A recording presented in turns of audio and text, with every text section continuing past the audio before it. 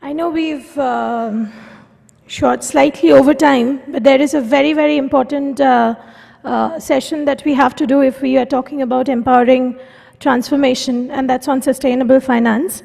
I am honored to invite my colleague, Ms. Neena Singh, partner and leader, Impact Assessment and Planning Services, ERM, to kindly come up on stage and tell us about sustainable finance for the infrastructure sector. Thank you. And Mr. Chatterjee, after a really invigorating conversation about finance, I think I'm going to come down to a small microcosm of that, which is sustainable finance, something that my colleague picked up. Just a little bit of background, ERM is a global sustainability consultancies, and we do a lot of work with financial institutions globally. Not as much with Indian companies as much as we want, but definitely with a lot of the big banks, DFIs, and a lot of our work is enabling them to integrate the sustainability elements, the ESG elements in their investments in India. And infrastructure is going to be the focus today. This is a little bit about ERM, which we can discuss offline, but very much to say that when we talk about financing and sustainable financing, it is not just looking at a merger acquisition and the beginning of an investment, but it is also increasingly enabling that whole sustainability financing elements to kind of go through the entire project life cycle. And as Mr. Chatterjee said, that in currently the whole the loan periods or the whole vision or the visibility seems to be short term, but I think we are seeing some players in the market now and also larger institutional players coming in that are what we call patient finance who are waiting to who are wanting to bet on the long term and waiting to bringing in the long term perspective in the investment. In fact, ERM also, one of our financiers are Canadian pension funds, and we've been interacting with them and understanding how long-term they think and how patient they are in terms of how we perform and what are the elements of performance that they track. I'll just throw a question and a statement saying non-technical ESG risks have often derailed projects. And I'm sure all of you out here will have several examples by which you can give in terms of why. What is non-technical risk? Anything that is not technical is non-technical risk. And we see ESG, environmental, social, and governance aspect as a very important, as a key part of non-technical risk. ERM did a survey of extractive industries. Now, this is not really core infrastructure survey, but we do a lot of work with mining, oil and gas, large extractive projects where they have large footprints and they have significant environmental, social, and non-technical risks. And that survey brings out certain factors which I wanted to just throw up here so that we can continue the discussion on what is sustainable finance. So, is a conceptually, an NPV is, a theoretical NPV runs like this, but if they are bringing in non-technical risk, it actually reduces the NPV of an asset. And that's what we are going to discuss here, and which is the key driver of sustainable finance. Finance that looks at non-technical risk as a key element into their business considerations. We did the survey with, with CapEx greater than $500 million projects, and, we saw delays. A large part of those delays were looked at and saying, why were those delays? Which of these big capital expenditure projects face delays between 2 to 6 months, between 7 to 12 months, and even up to more than 2 years? So, in mining projects, for example, 46% were delayed, 24% not delayed, and 30% actually, were quite on target. Now, if you look at the delay, the big causes of delay that was again assessed was the lack of social acceptance. Basically, community concerns, not having a broader consent for the project. Environmental concern next, which was 35%. Permitting issues, which is also somewhere linked with these non-technical issues. Land access, health and safety aspects, and extreme weather conditions, being able to look at climate change, for example, in a hydro project, and seeing whether that is a very important element looking forward. The commercial issues were also important, but what we was trying to say that it's not just the commercial and technical issues. There are non-technical issues that fare as importantly in some of the delays that happened. So, it is important that 81% of the project had one or more technical issues, non-technical issues that were the key reasons for the delay. If you just look at this graph, in that survey, the non-technical causes were larger than the technical causes. And it is understood that technical causes and technical issues get addressed. You know, you have the manpower resources and technical expertise, global experience to address them. The non-technical risks are never assessed at the right time, have not been seen in the long term, and then they come and kick in at a time when you're already invested in. And obviously the greenfield projects that are new, which IFCL was talking about, that more investors are coming in already built projects, obviously, because some of the issues that are really core that create the delay have already been addressed, the big risks have been addressed. So the greenfield projects have obviously had more delay than the brownfield projects. And don't look at the numbers and specifics, but just do look at the top four projects and what were the key reasons for the delay. So regulatory change. When you're looking at investments, are you looking at long-term regulatory changes that might come in and whether that has any implication on your business decision today? So one of the project literally had an upgrade plan to be set up because some of the emission standards were changed. Similarly, noise and odor complaints in a neighborhood community and had to bring in more capex to change that.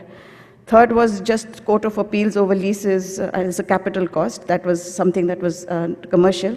And then NGO pressures that asked, look at further options. So option that was selected for a project, certain other options had to be relooked. So they went back to the drawing board because of that.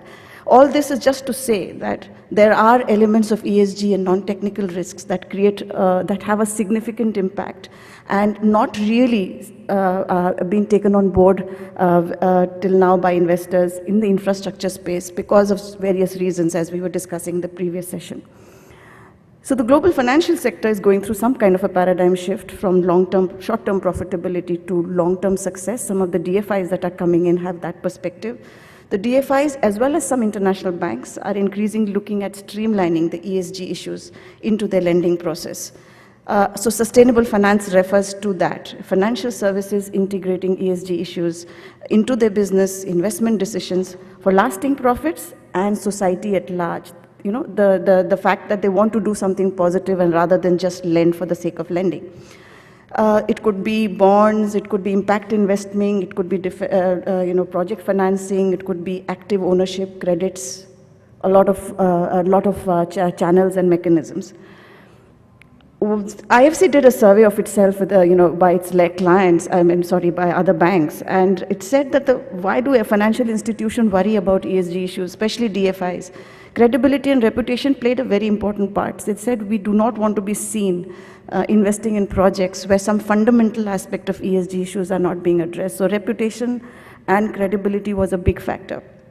Investor demand. Many of these DFIs and banks have their own investors that are driving some of these things. So they have to look back at the investors, where the money coming from, and how sensitive those investors are. And some of that is driving it. And of course, over a period of time, they have seen reduced risk and increased returns. And that's, they have said 52% said that's an important factor. If you look at the DFIs and banks, they do have their own stakeholders, and this whole circle just says that they're just not playing for profits. They have NGO pressures. There are NGOs like Bank Tracks that are only looking at your investments. Equator principal banks have to be disclosing their investments. There are questions being asked. Entire process has become much more open and transparent. So they have, obviously, their clients, they have their host government policies, things that they have to go back and on regulations in their own countries, and they have their target countries where there are rules and regulations they have to follow. So there are a huge number of stakeholders that even these DFIs and banks have to work with, and both in India and global. This is something that I think was discussed in the previous session. I'll skip that. So I think there are a number of international standards that have come up now that are basically are seen as benchmarks and guidance for international financing. The IFC performance standard, the IFC is the private sector, private arm of the World Bank. They have set up the performance standards, which are 8 standards, and that seem to be the benchmark in the private sector performance, environmental social standards. There is ADB, which has what is called safeguard protection, policies, and you have UN. UN has come up with certain regulation standards. All these are voluntary. And then, of course, there are legal regimes within the country, and there are a lot of synergies between what is already under law in India and what are internationally being accepted. And where there are gaps, those are where the challenges are. Human rights. Do you know that there is a regulation in the UK now called Modern Slavery Act, which basically means that every company that is registered in the UK has to justify and commit that there is no slavery of any kind down its supply chain, not just in its primary investment, but down its supply chain. Some of these regulations have come up and will be impacting how we do business in India. So what do we financial institutions look at? I think Mr. Chatterjee gave a very macro sector perspective of the sector.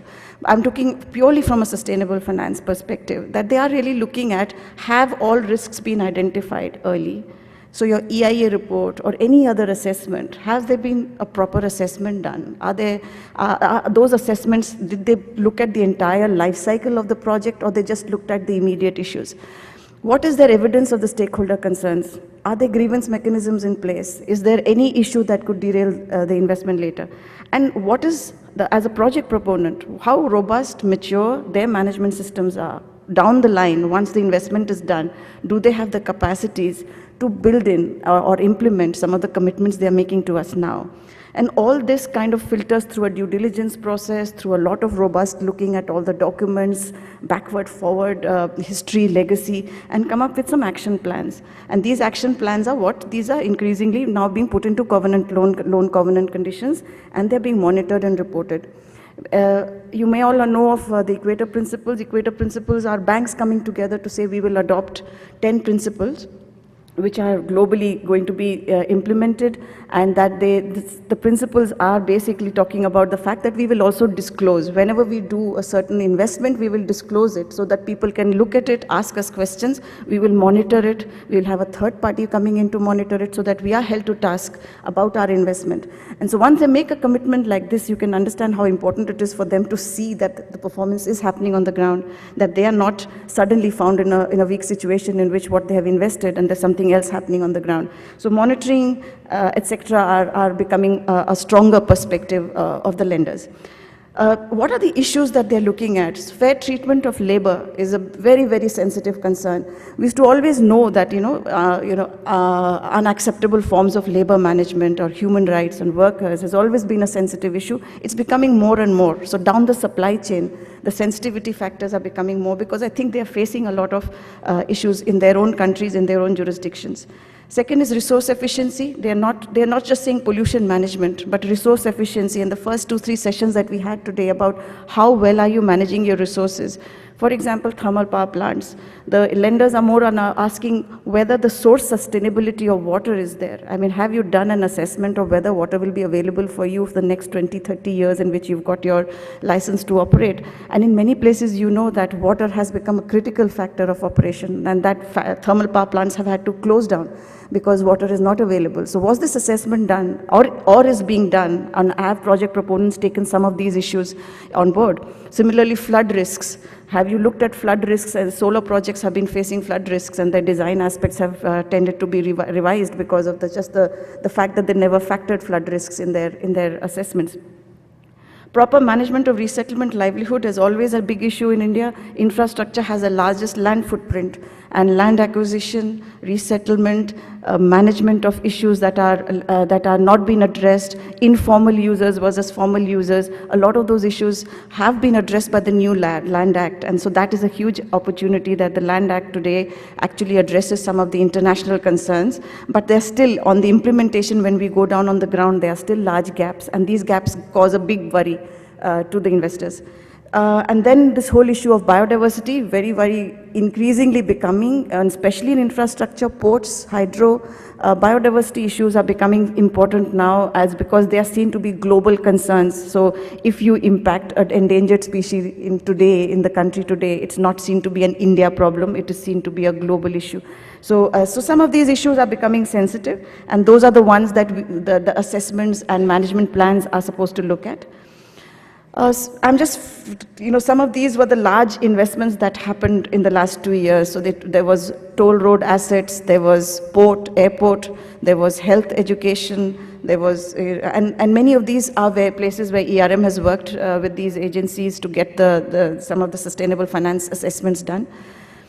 I'm just taking a few considerations of roads, for example, and hydropower to tell you exactly what, to discuss with you exactly what are ESG issues that the banks and investors are looking at. Take the example of roads. When road is getting constructed is one kind of issues and risks. Even when a road is operational, there's another kind of issues. And many of these investors, Canadian pension funds, etc., are long-term looking at investments. They have money to put, and there are not many viable options today, so India is obviously a preferred destination. Some of the toll roads that they're looking at now, they're really trying to seek whether on the social aspects, what is the process of ensuring that your road is encumbrance-free, encroachment-free? Do you have the wherewithal to take out encroachments if it is required, if it's required to be done? Is there any legacy court case litigation on land that is still there that kind, fuel another kind of risk? Is the safety of the road? What is the accident data? I mean, is the road safe, designed safe, or is it there something that can be done to reduce accident numbers? They're talking about drainage, they're talking about floods, they're talking about all your commitments on the environmental clearances, green belt, any other aspects that you had to do, your underpasses, etc. So some of the road aspects that they're looking at is that. One of my colleagues have gone to a small bridge, part of the portfolio of one of the big road deals that happened was a small bridge, but it was in a place where it's a flood-prone area, and there is a bund on both sides of the bridge, and there is a lot of encroachment on that bund. Now the investor is concerned, what does that encroachment mean? Tomorrow, if those bunds, if I have to make the flood, I have to manage flood levels by changing the bund size, etc., do I have to resettle people? If I have to resettle people, who takes that risk? Do I have to take the risk? They want to know these things before they do the investment. Biodiversity, not so much on the road, but unless you're going through a national parks and sanctuary. But treatment of labor, construction work activity, how is the contractor management happening? Are there safe systems? Are there good labor camps? These are the issues that they want to. They don't want to be seen riddled with issues in which fundamental human rights of workers are being seen to be infringed by just poor working conditions, poor sanitation, poor wages, basically minimum wages not being met, etc. So when we do due diligences, we get into those levels of details. Hydropower is one such example. Huge patience required, huge amount of patient money required in some of these projects, but such very fundamental questions that some of our impact assessments and all don't answer. They're looking at whether the flow that you're allowing is an ecological flow that maintains the ecological habitat of the entire downstream stretch. And I've put it in a broad range of issues that are happening around the hydropower, but it's very key to understand that land resettlement and biodiversity are your major considerations on a hydropower investment. Looking at wind and solar, I mean, a huge amount of investment. We ourselves may have been involved at about 200 wind and solar projects. I think what they'll be going to looking at is in a cluster now. I mean, if you have a wind farm in a large cluster and there is an issue of migratory birds, they want to know whether this is going to be a big issue. Migratory birds are very, very sensitive issues, and they want to know whether the project will be located in places where there could be mass or large-scale mortality of birds, of endangered ones who are very few in number globally. So each sector has its own issues, has its own challenges, and the lenders are looking at, give us exactly what are the assessment, what are the gaps? If those are gaps, can those be addressed now? Can there be additional studies done? We need to have them all packed in so that when we make our loans, some of these are ongoing commitments, some of these are upfront commitments, and some of them we will monitor over a period of time. So I think the idea was to look at the fact that initially it used to be once the loan is done, the covenant's done, I mean the banks and investors used to step back. But increasingly they understand that the capacity of the project proponent, the constant pressure to get the things done in the way it is done, they're now looking at larger life cycles of the project, especially if it is equity and they're already invested in the company, they want to leave after 5 to 6 years, they want to know whether they'll get a good return for their investment, they want to stay in. So hence the ESG aspect becomes management systems, operating procedures, policy requirements, so that they get comfort that the project proponents are going to embed the ESG issues and not just take it as something to be done only for that investment. So what are the challenges? I mean, obviously the project proponent do not currently still in the environment that we are working in have too much sensitivity around ESG risk. They feel that this can be managed. And they have a huge reluctance about sharing information about some of these things. Poor documentation. When we go and ask for information, documentation about these aspects are very, very poor. So there is the EIA. Sometimes if you're lucky, it's a good EIA. Otherwise, it tends to be a very, very simplistic EIA that doesn't address some of these longer issues. And then you're not able to really assess the risks. Where there are gaps between what the regulations require and what international standards require, it's a big challenge.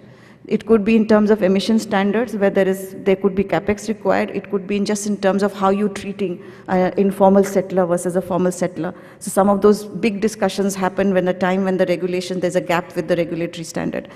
Poor quality of studies and documents, reluctance to engage with the community. As Mr. Chatterjee said, they will go straight to the people and ask how, were you paid properly, is a huge challenge. And that's a mindset that is very difficult to change. But I think more and more now that there's an exposure to some of these requirements, there is a little more openness about these things.